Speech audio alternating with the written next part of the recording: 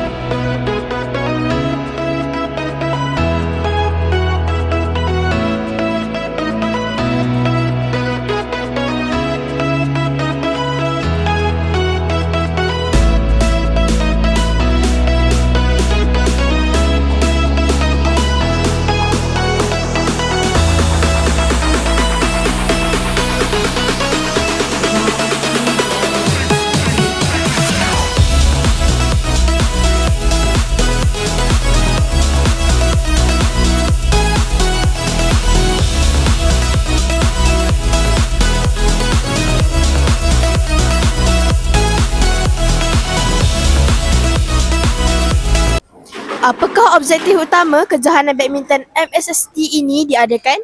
Okey, objektif kejohanan badminton MSSD Rembau diadakan yang pertama adalah penglibatan menyeluruh. Penglibatan menyeluruh murid, guru, kaki tangan pendidikan, ibu bapa di dalam meningkatkan kemenjadian murid di daerah Rembau terutamanya lah.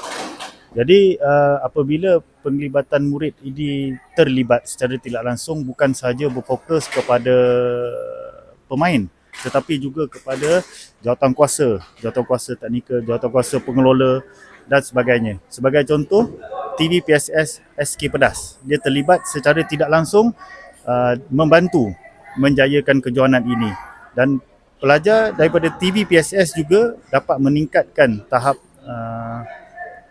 penglibatan mereka di dalam apa jua aktiviti. Tidak semestinya mesti terlibat sebagai atlet, tetapi juga memberi sumbangan kepada daerah terutamanya untuk meningkatkan lagi kemenjadian murid di daerah Rembau.